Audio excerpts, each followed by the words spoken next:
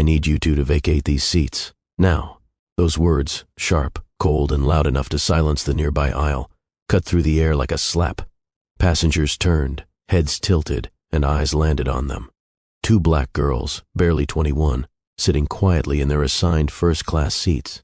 Talia and Tamara James, twins, inseparable since birth. Daughters of a single mother, raised in Detroit, smart, poised, quiet. They weren't just sisters. They were each other's shield in a world that often asked them to prove they belonged. The air hostess stood rigid, her hands clasped just under her name badge. "Rhonda." Her eyes didn't soften when she spoke again. "These seats are reserved for premium passengers." Talia blinked in disbelief. "These are our seats, 2A and 2 billions, she said, pulling out their boarding passes with shaking fingers. "Look, we paid for them." Rhonda didn't even glance at the tickets. Her lips twitched into a forced smile.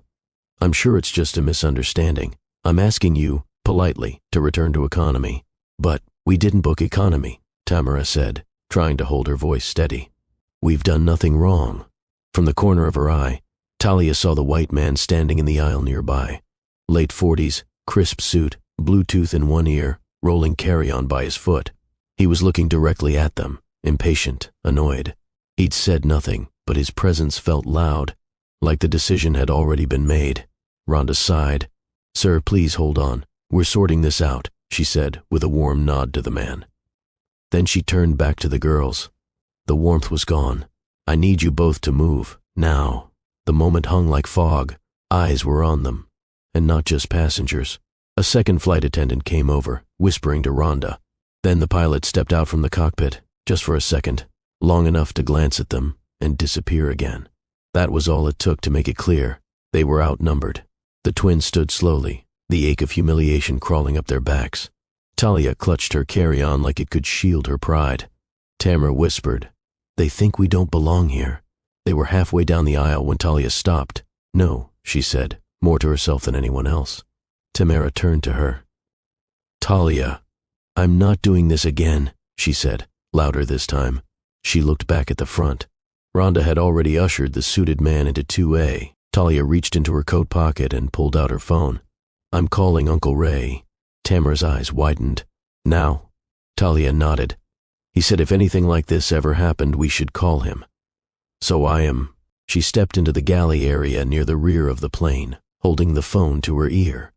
One ring. Two. Then, "Ray James," a deep voice answered, calm and clipped. "Always in control." "Uncle Ray," Talia said, her voice shaking. "They kicked us out of our seats." A pause. "What seats?" "First class, 2A and 2 billions. They didn't even look at our tickets, they just—" "Who did?" "A white flight attendant, Rhonda.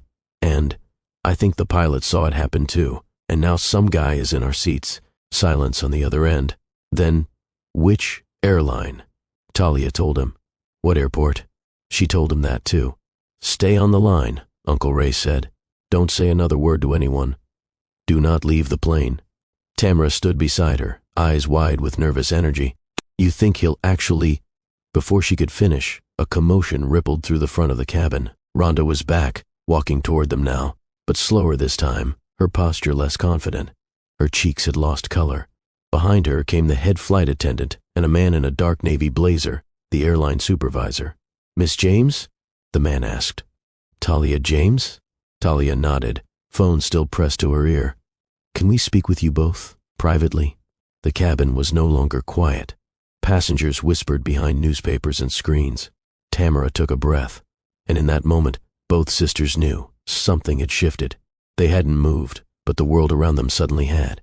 The airline supervisor, a man in his late 30s with a shaved head and a name tag that read C. Mahoney, guest, experienced lead, gestured for Talia and Tamara to follow him to the galley, far from the eyes and whispers of the other passengers.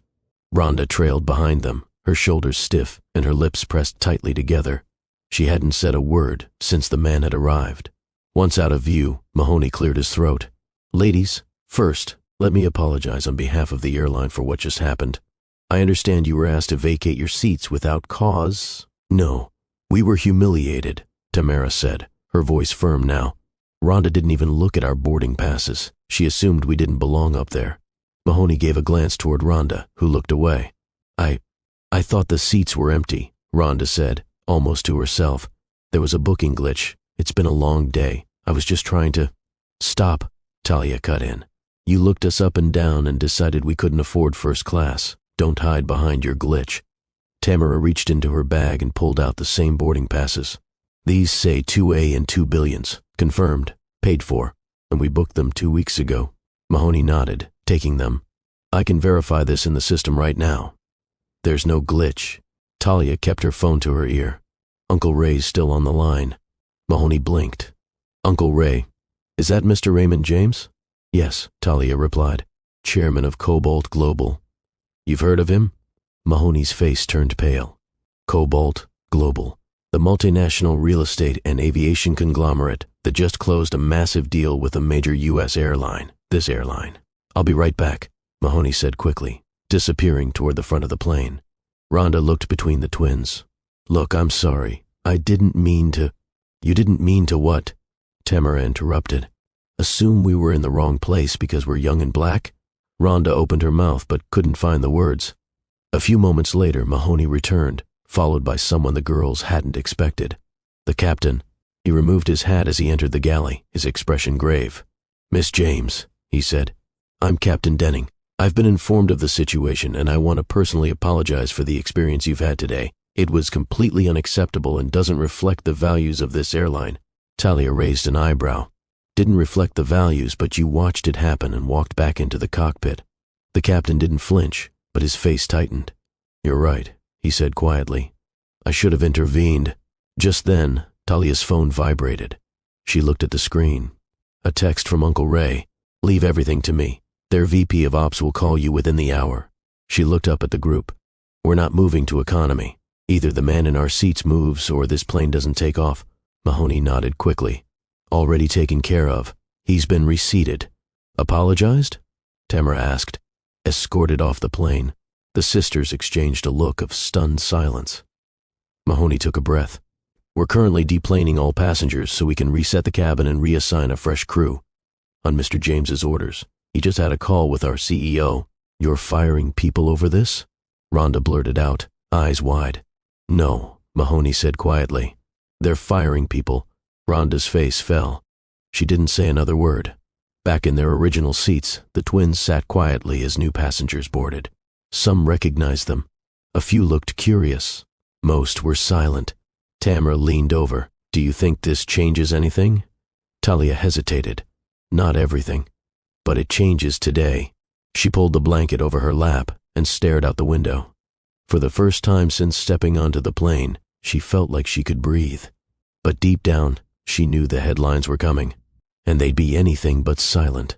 The plane touched down in New York just past 5 p.m. By then, the story had already broken. It started with a tweet from an airport employee, then a repost from a travel blogger who happened to witness the commotion during boarding. Within 2 hours, hashtags like #TwinsInFirst and #FlyingWhileBlack were trending on 10th. But none of that mattered to the girls as much as the moment they stepped off the plane and saw the man waiting for them. Raymond James stood near the private lounge exit, tall and immaculately dressed in a charcoal gray suit. His silver hair was neatly cropped, his face serious but calm. He didn't smile as the girls approached. He didn't need to. His presence was the smile. Uncle Ray, Talia breathed, dropping her bag to hug him. Tamara followed, arms wrapping around both. He pulled back slightly. You two okay? We're fine now, Tamara said. But it was awful. Ray nodded. You were humiliated for no reason. They forgot who you are, and more importantly, who you're not. He motioned for their bags, and a chauffeur stepped in. As they walked toward the private car, cameras clicked in the distance. Someone had recognized him. Raymond James wasn't just rich. He was visible, especially now. Once inside the black SUV, Ray pulled out his phone and opened an email. CEO of the airline sent this. He's issued a full internal review, and you'll both receive a written apology by morning. Talia looked out the tinted window. That doesn't fix what happened. Ray nodded. That's why we're doing more. He turned the screen to them. It was a press release draft, already prepared. Headline: Cobalt Global ends $400 million airline partnership after discrimination incident involving CEO's nieces. Tamara's eyes widened. Wait, You're pulling the whole deal? Ray looked at her calmly. I told them this morning, if they can't guarantee safety and dignity for black women on their flights, they can't guarantee our business. Period. Silence sat between them for a moment. Talia whispered, I just wanted to sit in the seat I paid for. And you will, Ray said. From now on, anywhere you go. By the time they reached his Manhattan penthouse, the news had spread to major outlets. CNN, MSNBC. The story wasn't just viral, it was loud. Rhonda's face was plastered all over social media. Her LinkedIn was already deleted. The airline had quietly updated their staff directory. 4 crew members and 1 pilot were under review. Those sources confirmed they'd already been let go. Still, that wasn't the victory. The victory came later that night, in the quiet. Ray brought the girls out to the terrace, New York's skyline sparkling in the distance. He poured sparkling water for them all, then raised his glass. To dignity, he said. Tamara raised hers. To being seen, Talia added softly, to never apologizing for taking up space. They clinked glasses, the moment small but sacred. Wait a second. Let us know where you are watching from in the comments. And don't forget to subscribe to Stories Abode for more stories like this. Elsewhere, at that same hour, the airline's VP of operations sat in a dim conference room with 5 legal advisors, 2 PR strategists, and a crisis management firm on speed dial. A screen replayed the footage, cell phone video from a passenger who had secretly recorded the scene. Rhonda's voice was clear. These seats are reserved for premium passengers. No investigation was needed. The proof was public, and it was damning. The VP rubbed his temple. We need to act fast. Public apology, DEI consultant, mandatory sensitivity training for all flight crews. The works. And Rhonda? Someone asked. The VP didn't hesitate. She's gone. This team, gone. They didn't just cost us a deal, they've defined us in headlines. Back at Ray's penthouse, the girls sat scrolling through messages pouring in from strangers, other young black women, students, travelers, mothers, saying, we see you, we've lived this. Thank you for standing up. And that's when the real weight of it hit them. This wasn't just about first class. It was about the first time someone like them refused to shrink, refused to sit in silence, and refused to move, not because they couldn't, but because they shouldn't have to. A week later, the twins sat side by side on the plush sofa in Uncle Ray's downtown office. Floor-to-ceiling windows bathed the room in golden afternoon light. It was quiet until Talia's phone buzzed. Another message, another thank you from someone they'd never met. Since that flight, their inboxes had flooded with emails and DMs. Black women sharing painful, familiar stories of being ignored, questioned, sidelined, white allies offering apologies, confusion, sometimes silence. And then the big one, an email from Good Morning America, then Oprah's team, then Time magazine. But that wasn't what the girls were focused on. Instead, Tamara stared at the small photo frame on Uncle Ray's desk. It held a picture of their mother, young and radiant, wearing the same steady gaze both girls shared. She would have raised hell if she saw what happened on that plane, Tamara said. She did, Ray replied gently. Through you two. He sat behind his desk, sleeves rolled up, his eyes softer than usual. You know, I built my name from nothing, Ray continued. Got laughed out of rooms when I was your age. Couldn't get funding, couldn't get meetings. I bought my first jet company just so I never had to beg anyone for a seat again. Talia looked up. You always said we should make our presence felt, not explained. Exactly. Because if we don't, they'll decide the size of our space for us. The room fell into a thoughtful silence. Then Ray slid 2 small velvet boxes across the desk. The girls opened them slowly. Inside each was a sleek black metal card. No logos, no numbers. Just their names, engraved in silver. Private membership, Ray said. Full access, lifetime. You'll never need to ask for a seat again. Not just because of what happened, but because of who you are. Tamara blinked back emotion. It's not just about the seats. I know, Ray said. It never was. Meanwhile, at the airline's headquarters, the fallout continued. The CEO issued a public apology, scripted, nervous, too late. The airline had lost 3 corporate contracts within 48 hours. Rhonda gave a teary interview to a local news station, blaming stress, training gaps, and a rush to judgment. But the public didn't buy it, because now there were voices louder than hers. 3 weeks later, the girls boarded another flight, this time to speak at a youth summit in Atlanta. They walked onto the plane. business class buzzing around them. The new flight attendant, a black woman with short locks and a warm smile, greeted them at the door. "Miss James." "Miss James," she said, nodding to both. "We've been expecting you." Tamara paused. "Really?" The woman grinned. "You're the reason we just got new DEI training across the airline. You're the reason the rules are changing." She led them to their seats. No hesitation, no questions. Talia eased into her chair and exhaled. It felt different this time, not because the leather was softer or the champagne colder, but because her seat was earned, not by money, not by power, but by resistance. She glanced at her sister. "You good?" Tamara smiled. "Better than good."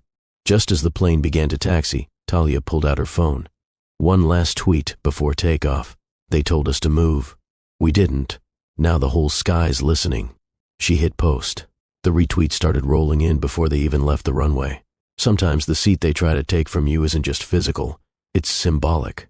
And when you stand your ground, you don't just reclaim your space, you make room for others too.